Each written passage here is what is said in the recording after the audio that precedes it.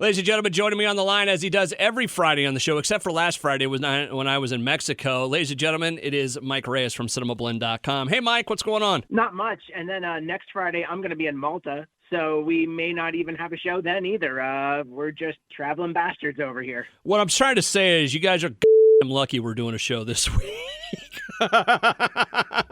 You people owe us tribute. There you go. You know, as always, love to have a fan base, love to have people listening to the show. Real quick, part of my Mexico trip is going to come into play here because I saw a couple movies that you want to talk about. There'll be kind of late reviews for it, but they're so worth it. Let's get going with the reviews for this week. As of right now, and we are taping on a Thursday, you have not seen Bullet Train yet, right? No, I might venture out to see it tomorrow, depending on what my schedule looks like, because I technically do have a day off, but I'm trying to get things squared away because, as I mentioned before, I'm kind of on a business trip next week where I'm in Malta covering Jurassic World Dominion's home video release, which means I get to interview people and do stunts, but it sucks to be Mike Reyes right now. And then I appeared on a James Bond podcast recently, the James Bond A to Z, where I got to talk about On Her Majesty's Secret Service. You know, it saved me from myself. It's so rough being Mike Reyes. Well, anyways, going back to Bullet Train. So all we know is the trailers look awesome, and it's got a really cool cast. It looks good. It looks kind of different, if I was to be any judge of it. Yeah, it does look like a lot. It looks like an absolute blast. I've heard it's an absolute blast. Some people are not so much on board with it. I think it's almost like another one of those gray man scenarios where it's like either you're into this shtick or you're not. Yeah. It's a pretty big example of such a thing. It is based on a book that was originally titled Maria Beetle, but published as Bullet Train by Kotaro Isaka. And the film is about a man by the name of Ladybug, probably a code name, played by Brad Pitt, who is ordered to collect a briefcase. And things spiral out of control from there. Let's leave it there because it looks fantastic and it just looks fun, I think is the best way to say it. It does. I mean, you got David Leitch, who's the director of Deadpool 2, and I believe he was also the director of Hobbs and Shaw. Okay. And one of the two directors that helped create the John Wick franchise. So, yeah. Dude is also a former stuntman. I don't know if he's still doing stunts, but dude knows action. And everyone just looks like they're having so much fun with this. The cast even looks like they're having fun on the press tour, like Brad Pitt just jumping into frame at like the premiere. There's like an Instagram post where like the cast is yelling for him to come out onto the carpet. And then Brian Tyree Henry's like, take your shirt off. And then he just jumps in and like, you know, dances around a little bit. We need fun. Yeah. It's August. August is the end of the summer movie season where this is where a lot of your experiments are going to come out. This is where a lot of movies are going to shift in or shift out, and there's like all bets are off. Alrighty. And I'm thinking and hoping this might be a pretty big hit, but we'll see, I guess. Mike Reyes from Cinemablend.com on the line with me right now. Going over to one of the movies you have seen. It actually comes out, let's see, release date August 5th, so that is Friday. Prey, another Predator sequel coming out, and this one's on Hulu, right? Yes. Prey is a prequel to the Predator story, which already has me asking a lot of questions. Okay. But we'll go to that in a moment. But, there's one big question I'm asking because of it. But Prey is basically a prequel that goes back to 1717 in the Greater Northern Plains, where members of the Comanche Nation are encountering a mysterious creature. I wonder what it could be. Could it be the Predator? Behind door number 1? Yeah. So... Door number 2 is the Xenomorph, and door number 3 is Arnold Schwarzenegger. I used to be able to do the Predator noise, but I can't remember how to do it. Anyways, all right, so, okay, it's the Comanche Nation going up against the Predator. Movie's called Prey. How was it? It's good. Is it really? It is. I throw my vote into the lot that says this movie should have been released to a theater. Disney, 20th Century Studios, it's not too late to arrange some sort of, theatrical run for this. And I really do think that streamers should be considering theatrical runs even after they drop on their platforms, just because if this movie does numbers on Hulu, imagine people like everyone on social media that's saying this should be on a screen. Imagine people that would go to the theater to see this, possibly again, just to see it on a big screen. Yeah. But it's roughly about a little over an hour and a half. So this thing has no fat on it. Director Dan Trachtenberg is also known for such films as 10 Cloverfield Lane, which is another film that just flies and is one of my favorite sci-fi thrillers. It's my favorite Cloverfield movie out of the whole lot so far. That's the one with John Candy, right? Or not John Candy, John Goodman. John Goodman, but I would have loved to have seen what John Candy could have done in a Cloverfield, especially if he was like pulling more serious like John Goodman. Oh, like God. John Candy probably could have done the 10 Cloverfield Lane role John Goodman did. And now I'm just thinking, what if John Candy and John Goodman did a movie together? Oh, that'd be Just, interesting. Throwing out. What if they were them doing a buddy cop Go on. movie? I don't want to go off onto a tangent, but John Candy that would and be John great. Goodman doing a True Detective style buddy cop. Oh, like an airplane parody of True Detective, and it's them. Yeah. I would have watched the hell out of that. All right, so I will watch the hell out of. Yeah, let's go back to Prey real quick. Yeah, I'll watch the hell out of Prey again. I'll watch it on a movie screen if they put it up there. Someone that should definitely be getting a lot. First of all, it's a fantastic cast in this film of Indigenous actors, and someone that should have their phone blowing up after this is Amber Midthunder. She's an actor that has been seen in Netflix's The Ice Road with Liam Neeson. She's also in an indie film that should be released soon, if not already out now, called The Wheel. But she plays Naru, a young Comanche warrior. Well, a young Comanche woman who wants to be a warrior. And she, trains. She develops, this really cool weapon I like to call the recall axe, because it's basically an axe on a rope. And she'll, throw it into a tree and then pull it back with her rope. Oh, cool. She's smart. And just obviously she is a candidate for a potential apex hunter that a predator would love to go after. And and another amazing performance by her in this film. She kicks ass with the action. And I would definitely like to see more stories in this universe, especially if they follow up with Naru's story. But one big question I have after seeing Prey now, which I'll put this out of the way. Prey, excellent, debuting on Hulu on Friday. Watch it as loud and big as possible. It's fantastic. I'm wondering if this is the first time that predators have visited Earth, because we've seen throughout the whole rest of the series, they come back every now and then for one reason or another.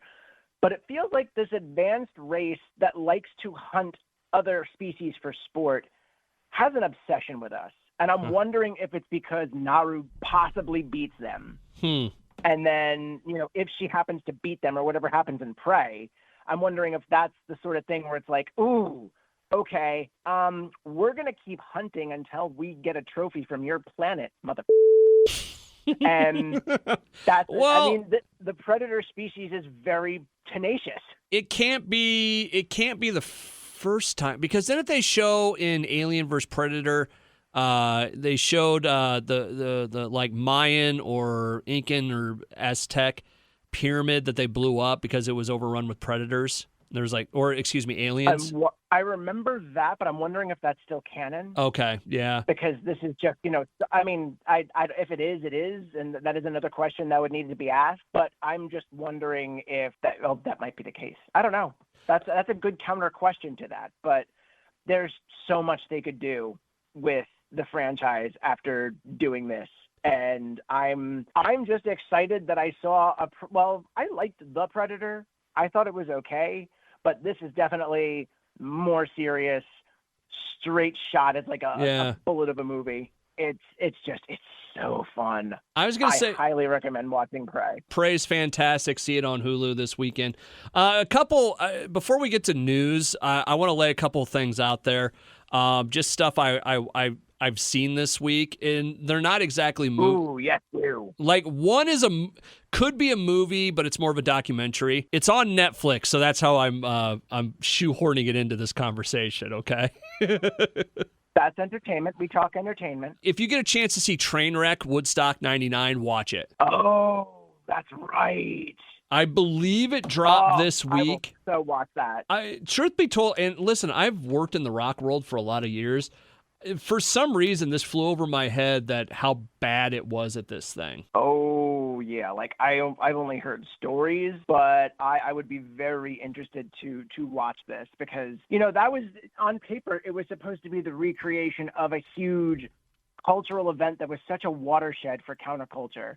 And that was where it was supposed to be all about peace and love and good music, and you had to be there, man. And some people tried to be there, and from what I remember, totally lost sight of what it was all about, as well as any sort of common sense and safety. Yeah, and listen, I'm going to tell you, especially later in the part of episode 2, it's 3 episodes, so it works out to about it would be a 2-hour documentary, 2-hour movie. As it gets into the second half of the second episode and the third episode, when you learn about some of the stuff that happened, it's dark, and it's kind of it's dark. I will put it that way. So, anyways, that's a quick review. Also, I didn't know, but going back to Hulu, the Mike Judd Beavis and Butthead premiered. Oh, the new show's up now. And as I said, this is Thursday. On Paramount, right? Yeah. Excuse me. Yeah, on Paramount. So this morning before I came into work, I watched the first episode of it, and oh my God, is it so funny? It is. Is it another case of getting back into the groove with things, or I mean, this is their second revival, right? Yeah, in this one, like they're reviewing, like it was funny, like they have reviews in there, and one was a music review. Or the conversation over the music video. The other one was they were watching like a YouTube video, which was just hilarious what they did. But it's so worth it. If you're a Beavis and Butthead, if you're a Beavis and Butthead fan, you're gonna really like it.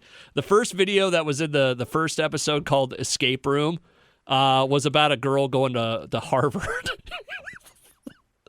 and then the second video, I forget who it was, but it was like it's so Beavis and Butthead, and it's so done right. And it's not one of those things like I feel like when they try and bring something back, they try and bring it back with the humor of now. It's like Beavis and Butthead style humor. It's fantastic. Well, it almost sounds like Beavis and Butthead Do the Universe was supposed to be their way of like addressing the whole, hey, Beavis and Butthead have been gone and now they're in this and in the present day. Yeah.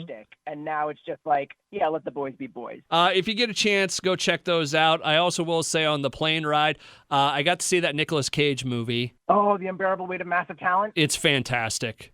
It's if you're in any way a Nicolas Cage fan, go watch it because the humor in it it's Nick Cage doing a serious take on Nick Cage, but making jokes about himself in a very Nick Cage way. Like it doesn't spoil the movie, but he sees a really horrible statue of himself, right? And he's like, "What did you pay for this monstrosity?" And Pedro goes, $6,000. He goes, "It's hideous. I'll give you 20 for it." Where it's jokes about Nick Cage done in a Nick Cage way, and it's fantastic. I am so excited to watch that. I know it is currently on video. It's on Blu-ray and DVD, also on digital. I have to see if it's going to be streaming or going to be streaming anywhere. There's actually 2 movies that I forgot to mention this week. Sorry to just jump in with that. Oh, really? Mike Reyes from Cinemablend.com. Why, yes. B-sox from 95.5 KGGO. 95.5? Wait, did I get that right, or is it just 95? Oh, no, 95 KGGO. Yeah. Oh, and I got to send you a shirt. What size are you? Medium? Medium, yeah. All right, I got to do that. I just wrote I'm sorry, I was right. I wrote a story earlier today about a 95.5 out in Las Vegas. About J-Lo's wedding. You're fine. What's these 2 movies? All right, so both are going to streaming. The first is heading to Shudder. It is a film called Resurrection, and it stars Rebecca Hall and Tim Roth. And I'm not going to say a lot about what the movie's about. I'm just going to say that it is about a woman who thinks that she's being haunted by her past in a rather unique way, and everything spirals out from that suggestion. Okay, and that's on Shudder. Spirals way out of control. Yes. Okay. Yes. Great psychological horror film that only gets bloody towards the end, but Rebecca Hall's amazing, puts in a fantastic performance. Tim Roth is brilliantly Tim Roth as usual. So would highly recommend. All right, cool. So Resurrection looks good. What's the other one you got, Mike? The other film that we're talking about this week is 13 Lives, which is going, it's currently in limited theatrical, but it's going to be on Amazon at the time of this airing. And it stars Viggo Mortensen, Joel Edgerton, Tom Bateman, and Colin Farrell. Okay. And it's the true story about the Thai cave rescue from 2018, where there was a team of young soccer players who went into the cave system and were trapped. So then it was basically the movie focuses on the rescue efforts that were undertaken to get them out of there. I'm guessing this is going to be a little claustrophobic. At some points, yes, because there is Ron Howard actually directed this one, and it's very impressive how they recreate the underwater cave system. And, it was all built on set, and, they have the actors swimming through, and just those sequences are really extremely riveting. Okay. And what's also interesting is the whole film itself just sort of looks at the cave rescue from several different points of view, because, you see the point of view of the parents and then the divers and the Thai government. And it is a very uniquely interesting, it's not as showy as you would expect. Like when you think Ron Howard in history, you think Apollo 13. Yeah, and this is a much more sort of grounded, it's a cave. Whatever. It's a more serious sort of Ron Howard actually said he wanted to be as journalistic as possible with this movie. Okay. So it definitely reflects. All righty. So if you're going in for something that's like very showy, then you might not want to watch this film. Otherwise, I think it holds up. All right, Mike Reyes from Cinemablend.com joining me on the line. We'll switch gears over to the world of movie news. And like I said, we're recording on Thursday. It's about 2 hours before Warner Brothers something or other meetings, right? Yes. There is going to be as we're talking this afternoon, we are going to be witness to Warner Brothers Discovery's, that's the freshly merged company's title, their second quarter 2022 financial report. And basically, there's been some things going on lately that are making people wonder what we're going to be hearing today. And part of that is the fact that Batgirl, a film that was being made for about $90 million, and Scoob, Holiday Haunt, Scoob Holiday Haunt, which is the sequel to Scoob. Both of these films that were being made for HBO Max have now been shelved. Okay. And they were pretty far along. Filming had finished for Batgirl, and I think they were doing, post-production effects and all that. And Scoob, according to one of the film's voice actors, young Sheldon himself, Ian Armitage, he had said that they just recorded another session last week, and then this kind of, blindsided everyone that these two movies that were being made specifically for streaming were canceled. And a lot of what has been happening with Warner Brothers Discovery lately is because of the new CEO that's in charge, a man by the name of David Zaslav.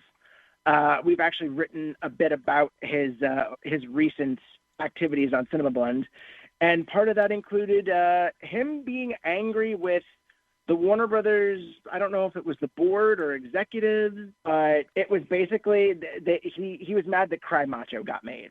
He was mad that Clint Eastwood's Cry Macho got made because it made very little at the box office, and it cost a certain amount of money. And he asked people why did it get made? And they said, well, because we're partners with Clint Eastwood, and he comes in on time and under budget. And then apparently the man went and quoted Jerry Maguire. It's not show friends, it's show business. And that show friends, show business approach apparently applies to DC Comics and Scooby-Doo movies. And the studio came out this all originally broke as a rumor. It broke as rumor, I want to say 2 days ago. And then other publications confirmed it. It was yeah, this is happening. So then yesterday, Warner Brothers issued a statement. They're like, look, we didn't cancel Batgirl because of Leslie Grace's performance, Leslie Grace being the new Batgirl. Yeah. They're like, look, we didn't cancel it because of her performance. We're reevaluating our situation with DC and HBO Max. And we hope that we can still work with people from Batgirl and Scoob. Now, The rumors that first broke said that Batgirl was, and this is the exact word that people have mentioned, irredeemable. They were saying that it looked cheap, apparently, for like a $90 million movie starring Leslie Grace, Michael Keaton, and Brendan Fraser. And they apparently, this one test screening was so bad that they just decided they're going to put this movie on the shelf, never complete it, and not release it. Okay, real quick, I know it's easy to put this dude in bad light. David say it again. David Zaslav. I don't hate the idea of what he's doing. I hate the idea that these people went on location to Scotland, filmed a movie, then went and promoted this movie, and now it's not even being finished when it was just going to streaming anyway. There's part of me that it's like, because streaming is a much Go ahead. No, you first. I was just going to say, if it's bad, then it's bad. Why would we hitch our horse to something that's bad? Because every studio in Hollywood has already done it. Warner Brothers already did it with Justice League, the original cut. The big difference is this was already being made for streaming. Okay. And it was already so far along that you're going to cancel the rest of the production of this movie when everybody put in this time and effort and paused their lives to go out on a location shoot in the middle of a COVID pandemic. Okay, here, one rule. Did they get paid? I would assume so, but there is probably still going to be some sort of back-end deals or there's probably back-end clauses for especially the actors where if the movie hits a certain metric, they probably get more money out of that. Yeah. And that's something that factors into a deal when you say, look, do I really want to go to Scotland and make this movie and pour all this time into it? I get it, but... And plus, Michael Keaton is apparently being written out of another movie because his appearance that was supposed to take place in Aquaman and The Lost Kingdom has apparently been removed, and that's why they're filming the new Ben Affleck scene. That's the one person that everyone's like, ooh, I wonder if he's got a lawsuit with Warner Brothers in the works. Maybe. Although no one knows, it's just people wonder. Yeah. And listen, like I said, I mean, it sounds like it'd be easy to hate this dude over this, but I just, like, if it's that bad, it's just, I don't, it sucks, but if it's best for business in this case. And that's the prevailing sentiment that people are latching onto and rebelling against because, yeah, this is a business. Show business is a business, but it's also show artistry. Yeah. It's not just show business, it's show artistry. And, some people might actually like this movie. Again, it was going to streaming anyway, so it's like low stakes when you're going to release this thing. Yeah. But now it's just, some people are saying that maybe it's a tax write-off and that's why they're doing it. I don't know. Okay.